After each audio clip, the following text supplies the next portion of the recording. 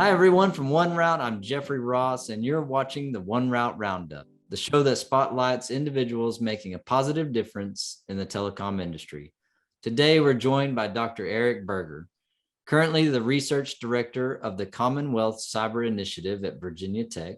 He's previously been a research professor of computer science at Georgetown University, CTO of the FCC, a former CTO at various public and private companies, board member and advisory board member to multiple companies, holds degrees from MIT, the Catholic University of Leuven, and the Illinois Institute of Technology, has successfully started and run his own businesses, and has the ability, most importantly, has the ability to communicate his wealth of knowledge, expertise, and experience in layman's terms, which backs up how awesome he really is.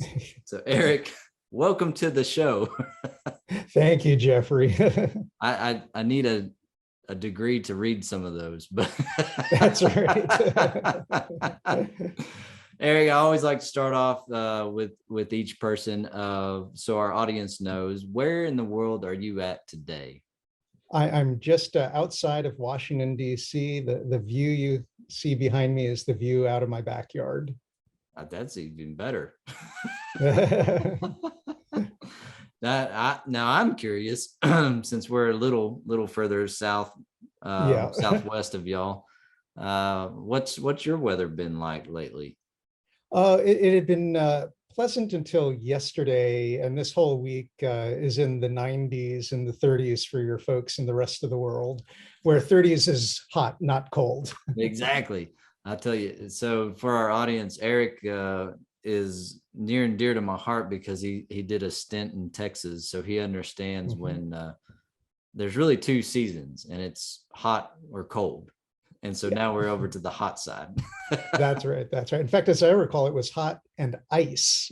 So that's true. Yeah, that's right. It's not the best winter time, but no. Absolutely. You know, as much as we gripe about it, now here we are. It's 100 degrees, or what would that be? 37, 38 Celsius, and I'm ready for winter already.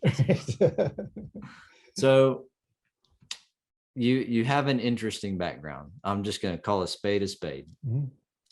One of the many things that I find interesting is the fact that you spent some time at Juilliard. Yeah. Do you still play the oboe or the English horn? No, just piano is the most that I'll keep doing now. Okay, that's all right. So, which leads me to wonder, in your opinion, who is the most overrated composer? The overrated composer. Wow. That's a good stumper, because there are, many somewhat contemporary composers that, and I'm even, so impactful, I'm forgetting the guy's name who, about 15 years ago, it was like the big thing, the fusion of rock and classical. And yet, what did we forget? Emerson, Lake and Palmer, and all that. And yet we also say that, in his day, Beethoven was the rock star, even down to bidders trying to convince him to do the premiere of the Ninth Symphony in their hall, and he shocked the world because he actually went with one of the lower bidders. Hard to say. In fact, that's kind of it. We have the test of time. We're going to let you plead the fifth on this one. That's right. That's right. Certainly not me. I was not overrated as a composer. Well, so I am curious, and we'll actually get to telecom stuff, but is there somebody, and let's say an underrated composer, is there somebody that you think maybe most people might not have heard of yet? One might be like Anton Bruckner. Okay. Who, in fact, we did this when I lived in your area. We started the Dallas Summer Symphony. Oh, yeah. And we would do a Bruckner symphony. every summer, amongst the other things we would play. And part of it was he and also Brahms are kind of overshadowed. Bruckner's overshadowed by Mahler, Brahms was overshadowed by Beethoven, and yet I consider both of them to, yes, Beethoven was the innovator, but Brahms perfected it, and I feel similar with Mahler and Bruckner. Yeah, I agree. Brahms is one that I love music, just for the audience's knowledge. Yeah, I kind of guessed that. That's right. Yeah, I love it. I was the weird kid in Texas that instead of wanting to play football, I wanted to play the piano. I can't explain that one, so sorry, everybody. Yeah, I 100% agree with you there. There's some that are overlooked that we can all go back and listen to with all this technology today. So let's jump into the actual thing we're here to talk about.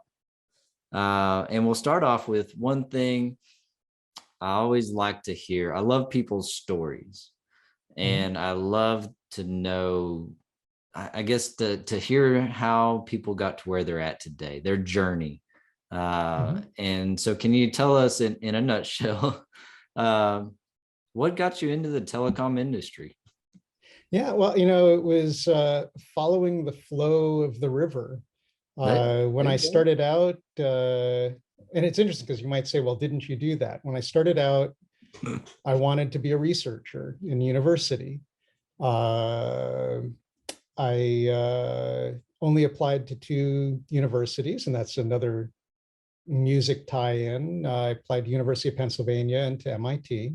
Okay.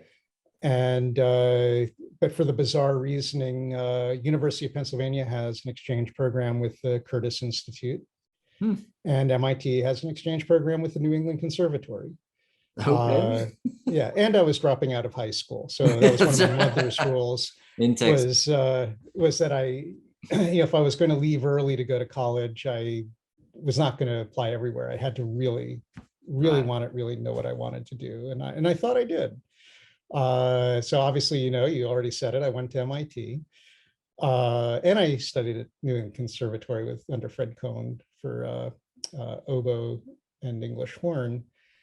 And I found that at that time, I was not a very good academic.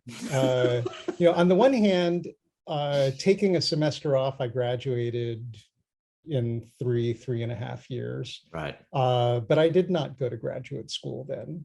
But what I was doing, and I'd started this actually before I went to MIT, is I was working at Texas Instruments, right, in the central research labs. And that was kind of the work on my undergraduate thesis, was on semiconductor design. And I ended up working for a company that built tools. So basically, in lay terms, I said I help people build computers that help people build computers. Okay. Was what we did. And it happened that a lot of our customers were in the telecommunications industry. But while I was at TI, the person in the office next to mine one year said, Lisp machines are cool. And you might say, well, what the heck is a Lisp machine? You hear a lot about AI today. Roll back the clock to the late 70s. That was going to be the answer for hardware accelerated artificial intelligence. Right. And he built it, and these things used to be, I wouldn't say room size, more like very large desk size. And we put it into a shoebox. It's like, and the world went, that's interesting. The next year, he said, barrel shifters. Barrel shifters are cool. Now, barrel shifter is what's at the heart of this little thing you may have heard of called a digital signal processor. Yeah. So he built the first single chip digital signal processor. Now, clearly, within a few years, he became a TI fellow, because that was what launched I was going to say, that's the a game communications changer. industry. Yeah. Yeah. But that wasn't my focus at the time. It was just, projects we worked on then, went off to do the design automation stuff, moved to Europe. That's where I got my MBA, did like a year of commercial stuff. So now I really appreciate people who are quota carrying salespeople. I don't want to be one, Yeah. but I've done it, and I actually did okay. But it's the roller coaster ride. Right. Um, Came back to the US basically following my wife because we figured, hey, I'm an engineer, I can get a job anywhere. And she was doing things in the nonprofit diabetes world, basically. Very cool. Yep. And moved back to the DC region. I figured, hey, I can get a job anywhere. I'm an engineer. And it turned out most of the jobs I could get were classified. And what I was told was, yeah, you could get cleared in a few years because I'd lived Sure, overseas for sure. so long. Uh, and I just stumbled into telecommunications. It was a high performance computing project, which I had a lot of background in. And it was a headhunter doing their job. Yeah. It was a job I never would have applied for. The company probably never would have interviewed me, but the recruiter was like, you've got the right background for this. And that company was MCI. Okay. So worked for MCI, then worked for Cable and Wireless, and Right. I'm sure some of your international Yeah. viewers will know them. And then after that, ended up at a service bureau, which became kind of turned that company around into a network equipment company, and then spent the following 15 years in leadership roles in network equipment. And when I did a services role after network equipment, and when I left that company, my thesis advisor called me up and said, hey, Eric, why don't you help me out? I know you're going to start another company. You're going to turn around another company. I know you're going to do that. But, help me out just for a year and help me set the research direction and, your connections to industry, all that at Georgetown. So at the time, Georgetown had gotten, at that point in time, the largest gift it had ever gotten. Okay. And the donor said, I want to have a transformational shift in the sciences. And the easiest area to do that is computer science. You don't need a particle accelerator. You don't need to build a chemical laboratory with vents and all that. You get a credit card and you buy time on Amazon. So I was like, sure, I can do this for a year in effect, I was already trying to start another company. And I just fell in love with it. That was 2011, quite a while ago. So that's how I got into telecom and where I'm at today. Just one step at a time, one journey at a That's time. right. I like it. And I'm glad in that you brought up the single chip DSP. Mhm. So it's almost like you're reading my mind. You already read my mind by we're wearing the same colored shirt, so we're good. That's right. So let's go back, and think about that from the time that you worked on that single chip DSP to today's FPGA boards. Mhm. The speed of technology continues to evolve and it just seems to increase. So there is an actual question here. In your experience in your research, is the speed and the amount of data, does it also create inherent risks for telecom? Or is it Well, yeah, 100% positive or nothing bad comes out of it? unquestionably. I'm doing a lot of work on defining the next G, basically 6G. And I was just reviewing a paper, and it was Pollyanna. 6G will cure hunger through It's amazing. smart farming.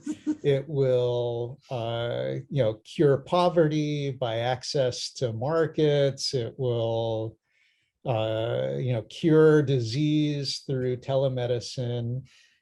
And a lot of that is actually true. We are Sure. actually going Sure. to address a lot of these issues. And the industry had a realization that if 6G looks like 5G, communication networks will use something like 7% of all energy produced.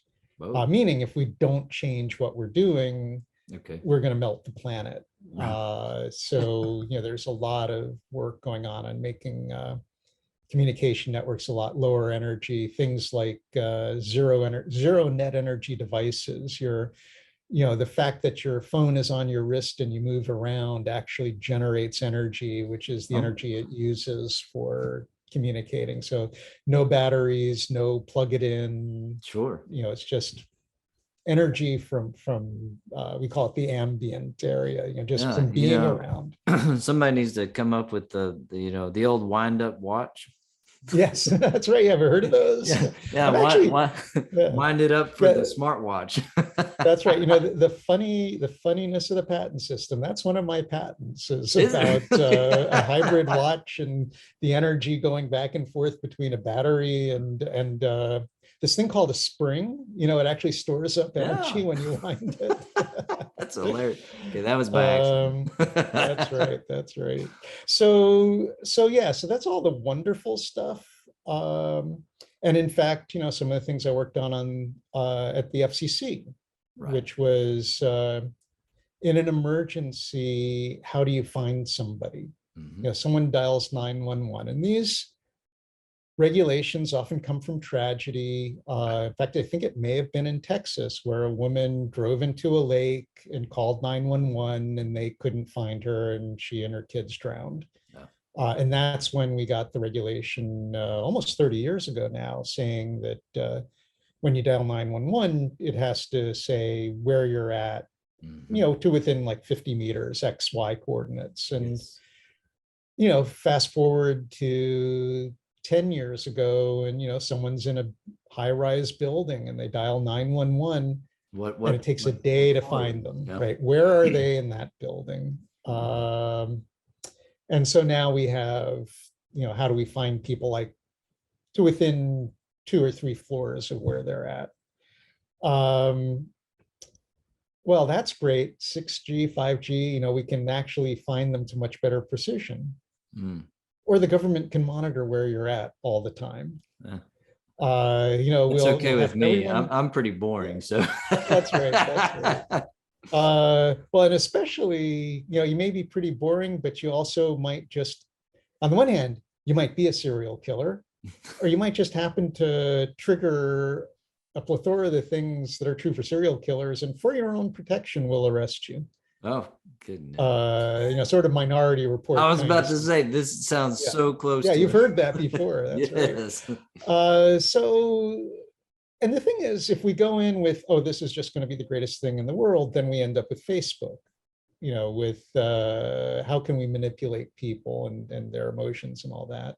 But if we go in with our eyes open, maybe we can set things up to reap the Oh, benefits and mitigate the problems. A thing that most people don't think about is energy, power. mm, How many days a large city can last without power? And the answer is actually not many before right. people literally start running out of food, for example. Yeah. Um, so does that mean we shouldn't use energy? We should, go back to, wood burning stoves. That would be great if we again had a population of like 50 million in the US, but we're not quite, we're a little bit larger. We use this energy, but we're aware of it. So, all right, well, how can we make it resilient as opposed to just, wow, look at all the people we can feed and how densely we can pack them since we have electricity. So same Yeah. thing for communications. It's a lot to, but I really like that. The way you phrase that is going into something with the awareness, Mhm. allowing to help with the decision making along the way. So one thing that speaking of awareness and looking at things from different perspectives, we're going to talk just briefly about stir shaking, because Mhm. I know on one side probably people are sick and tired of talking about stir shaking. So, but we're gonna talk about it briefly, just with more of an international perspective.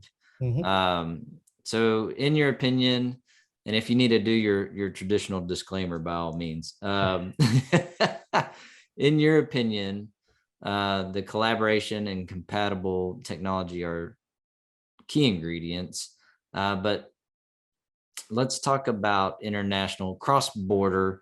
Where is that collaboration and the compatible technology Is it there? Is it possible? Is the collaboration possible? Because now you're really, in my opinion, you're dealing with different countries, right? Different politics, different. So there again, if you need to do disclaimers, you're not the CTO of the FCC anymore, but Right. That's right. So definitely not speaking on behalf of the FCC or this or any other administration. And actually, I'll start with the literal question, which is the technology. And the technology is there, available pretty much all over the world. Remember, most communications manufacturers are in fact not based in the United States. Very few are based here. right. So the technology is clearly available in many countries, and many countries are adopting stir and shake. And in fact, Canada adopted it before the United States did. And other countries, the UK, Australia, France, are either in the process of adopting it or basically signaled this is what we're going to do. So the technology part isn't the problem, but in fact, if you look at it, stir is a technology. Shaken is that other squishy bit, and the squishy bit is policy and law, and that's where the governments get involved. Because stir just says, and for the audience who might not be aware, basically what stir does is when someone makes a phone call, the carrier or somebody digitally signs that. So just like a signature is really, really hard to forge, well, the signaling, which will include who I'm calling, like I'm calling Jeffrey, and I'm Eric Berger, and I'm doing it, at around 1:00 GMT. That information gets signed, and so that if someone either wants to lie and say, well, I'm Eric Berger calling Jeffrey, hoping that Jeffrey will answer the phone. Sure. You'll see that, well, wait, there's no digital signature, the signature's wrong. So it's probably not Eric. Or, and this is actually an important part of it, let's say I do call and I threaten you. Then we've got this digital signature, and we won't say that I made a threat to you or I tried to sell you something or whatever, but you can say, well, there's no question Eric called Jeffrey at 1:00 GMT on that day. Right. Shaken is who gets to do that signing. Because in the protocols, anyone can do that signing. In fact, the envision by the IETF was that I would do the signing. But the thing is, why would you ever trust me? Maybe you do. It depends on what the purpose of this signing is about. And so in Shaken in the United States, we say it's the carrier, because I basically pay the carrier for service. So they pretty much know it's me. They should know they should know what is the KYC. They should know they should know their customer.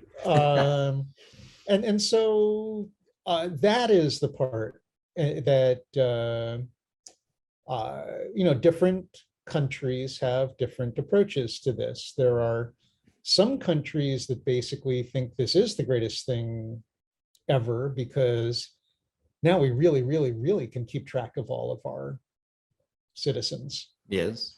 To protect them, of course. Of course. Whereas in the United States, in fact, the reason why we have the carriers do the signing is there are many scenarios where we allow people to lie about their phone number. And the clearest lie is there's right. A prime example. Yeah.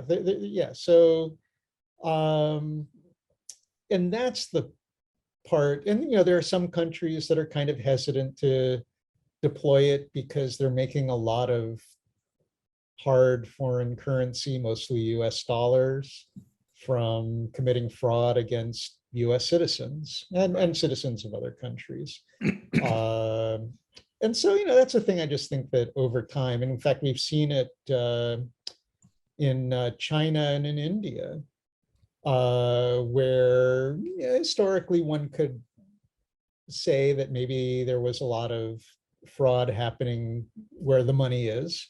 Right. which would be the United States. But now they're seeing a lot of fraud inside their country, and they're saying, wait, we do really need to protect our citizens. And so those are countries that are really, cracking down on illegal, what we call illegal robocalling. Right. That's good. That's good to hear. I love that perspective that you brought there. So, one more thing, and before we get to a whole nother slew of fun questions, but one of the things that I heard you speak about at the RAG New Orleans conference, and I would love for you to expand on this. But one of the things that I found impressive during your time as the CTO for the FCC that maybe not everybody globally knows about was your involvement with the creation of 988. Mm-hmm. Can you talk about that initiative and what that is and what it all entailed? Absolutely. And thank you. Thank you for that question. I would have, had I thought of it, I would have said, hey, please ask me about that. And this is, again, part of, going where the river goes. I was recruited to the FCC to do stir shake and combat illegal robocalls. And while I was there, a piece of legislation was passed in the US Congress that mandated the FCC implement a 3-digit, think of it as a short code. Right. In the United States, we have 911, 311, 611. In the UK and Europe, we have 112. The idea is, an easy to remember, short number to call if you're in crisis. Right. And we actually did a number of studies because the congressional bill mercifully didn't mandate what number to use, but they had in mind a particular number to use. Okay. And the problem with that particular number is, and it surprised me, was just how, like, literally millions of times a day that number gets called still. Okay. I would have thought that, people would use the internet for those kinds of things. I got and you. it turns out, no, that, like literally millions of people a day call it up. And what that means, if we had repurposed that number for suicide prevention, that the call center, the people who are supposed to be helping someone in need, literally 9 out of 10 calls would be, no, this number is not for that anymore. Which, would take up resources, which Sure. highly likely means a person in need is going to get a busy signal or be on hold for, many minutes, and, It's a minutes do reality. count. Yeah. That's right. And the thing is, in the United States, and I will say this because it's this summer that this gets rolled out nationwide. So until then, and this number will still be going on because it's been published everywhere for the past 20 years, is 1-800-273-8255. And, if you think of a telephone keypad, it's got letters on it. And what does that spell? Nothing really. 8255 is talk. So at least there's a talk in there, but you're in crisis and you have to remember 800-273. How are you going to remember that? So we did a lot of research. University of Florida, psychologists and sociologists went out and found that 988 is an easy to remember number that we ended up actually selecting. And a lot of my work was on, making sure that this was something that could be implemented. Some of it was arm twisting. There were some in industry who didn't want to use that because it would mean work. Yeah, I got you. And others didn't want to do it because it would mean, we've got to upgrade our switches, like for the wireline network. The wireless network was pretty easy, but when you've got a 30 or 40-year-old switch, certainly 988 was not envisioned as a thing. And so coming up with, no, this is possible. It's going to have a cost. This is what the cost is. And, working with the economists at the FCC, when they calculated out, that this is saving at least 1,200 lives a year. Yeah. And that is like the coolest thing about this Wow. job, because yes, you can talk about, people losing their life savings to an illegal robocall, and that's terrible and it changes their quality of life. And I Sure. really do want to stop that. It's not quite the same as being able to say we're saving 1,200 lives a year. And other than like an emergency room doctor, I don't know many jobs that come with that kind of job satisfaction. Exactly. No, it was I love the initiative and appreciate you, your team, everybody that's a part of that, because I mean, it hits home with myself, with veterans, and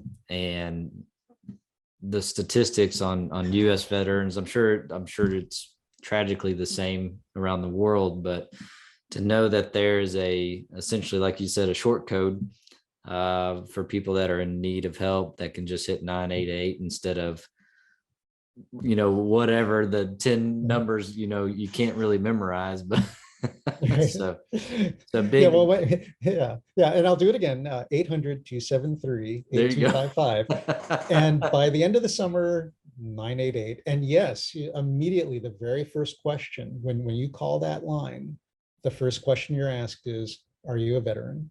Interesting. And if you say yes, you get sent to a veteran.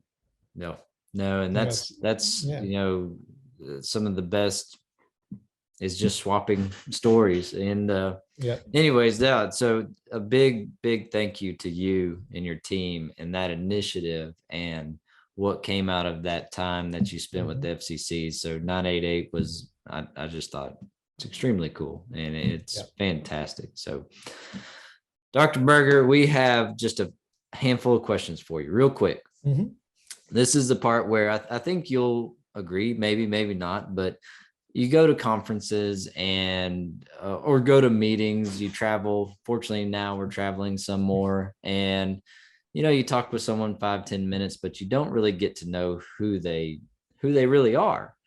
And so the good people over at the Late Show with Stephen Colbert came up with a questionnaire, the Colbert questionnaire. Now our scientists in the 1Route labs have tweaked it just a little bit, but by the end of the 15 questions, our audience should know who Dr. Eric Berger is. So are you ready to answer the questionnaire? Oh, this is scary. Yeah. All right, Dr. Eric Berger, what is the best sandwich?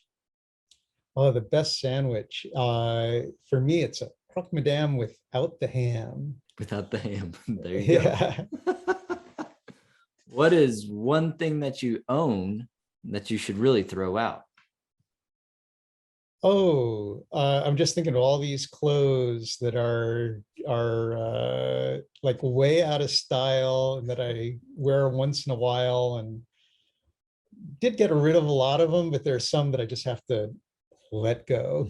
Do you still have a members only jacket or? That's right.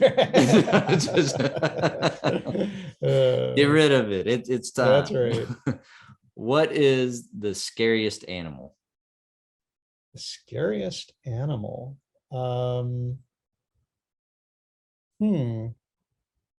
Yeah, I keep coming up with snake, and I don't know because they aren't that bad. We don't have to get off on the technicality of it. We'll go with snake. Yeah, all right. They do so much good, but yet, we still have this visceral reaction. I 100% agree. They play an important role in the ecosystem, but in my backyard, they don't exist. Right. I messed up the ecosystem in my backyard, but I'm okay with it. That's right. There you go. Okay. Do you prefer apples or oranges? Actually, oranges. Oranges. Okay. The difference is, though, you can't put peanut butter on an orange. That's true. And apparently I'm learning that peanut butter and apples is really an American thing. I don't know. Really? Yeah. Okay. There you go. You're not hearing that much from your non-American No, no, interviewers. but I'm now sending people with homework to try peanut butter and apples. There you go. Yeah. No, that's one of the greatest. Yeah.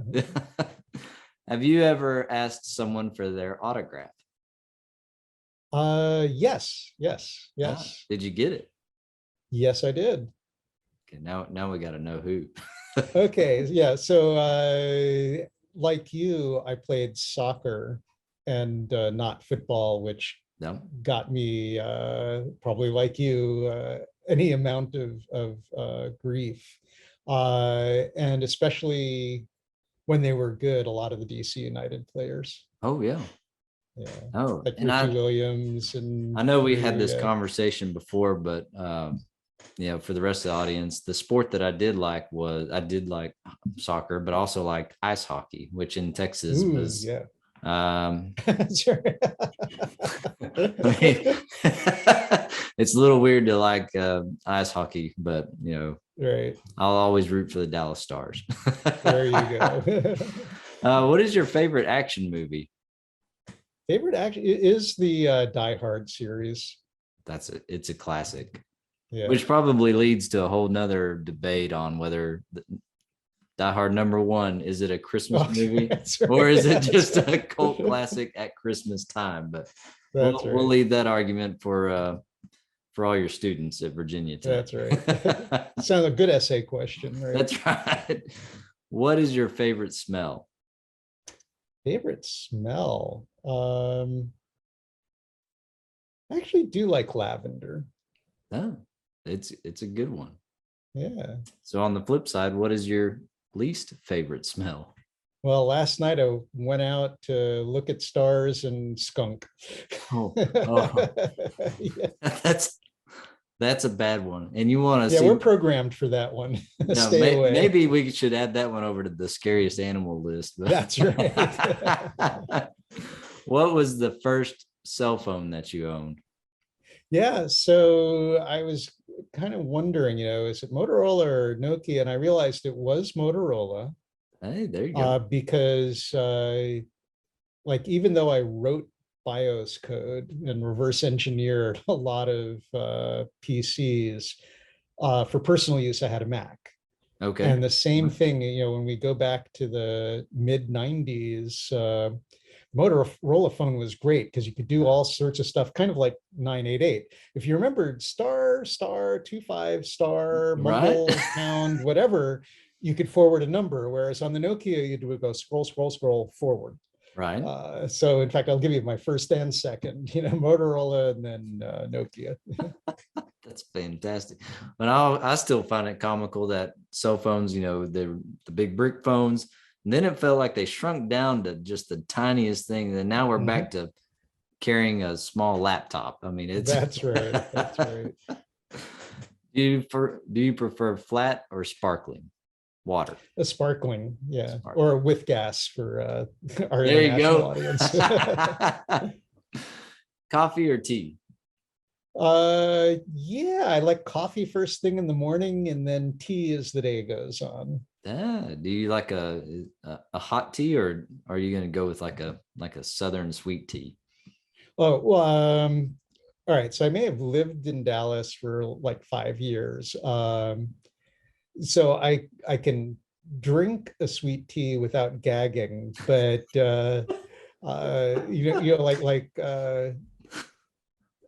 not tea flavored simple syrup, please. That's really for the audience. True Southern sweet tea. They caramelize the sugar. I mean, it becomes a syrup. Mix it in with more tea than is necessary. You take and stain your teeth brown in the process. Yeah, That's funny. yeah. What is the most used app on your phone? The most used app. Well, I mean, that's easy. It's the mail app. Though it is good to hear, though it's at least a communication app. Yeah, You're still communicating. You're still using a phone to communicate. How's that? That's right. That's right. Okay, you get one song to listen to for the rest of your life. What is it? Oh, I can tell you what it's not. So for the younger audience, there used to be these things called cassette tapes. They're coming back apparently, and Yeah, I it's because guess. I believe the hipsters haven't been through dealing with tapes. Yeah, Getting a pencil in. yeah, well, getting the pencil in, or in my case, having it stuck in my car and having Handel's Messiah in just like, half an hour of it over and over and over again. So for Dr. Berger, we know exactly what he will not listen to for the rest That's of his right. life. That's right. And this is way off topic, but I read where the cassette decks are coming back on the hipster scene. And apparently there's a rotary mobile phone coming, which Okay. I heard this on the radio. So, which for those of us who still listen to a radio, and I've been looking for it online. So supposedly a rotary mobile phone. That's like the killer app right there. I mean, I remember you mess up and you got to do it all over again. That's right. Okay, now this is a fun little experiment. What number am I thinking of? Well, it's always 42. That's the answer. It's not, but okay. Well, it is, but it's not. but I will say, at least you didn't say 7. Most everybody's saying 7. I have been keeping, for the audience, I've been keeping the same number in my head. We're just trying to see a little experimentation here. It is divisible. Let me think here. Should be divisible by 4, Anyways, it's a multiple of 7. We'll go with there. It's too early in the morning for me to do math. Dr. Eric Berger, describe the rest of your life in 5 words. It's where the stream takes me. Wow. That worked.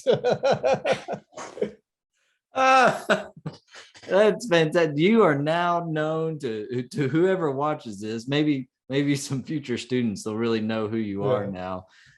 Dr. Eric Berger, thank you so much to our audience. Make sure to click subscribe, like, share, do all the stuff you're supposed to do that all the next generation knows how to do already. Dr. Berger, thank you so much for your time. We greatly appreciate it. Thank you for what you have done in the industry and what you continue to do in the industry. We really appreciate you, sir. Well, thank you so much. And it, as promised, it was a lot of fun. All right. Until the next go round, we'll see you later.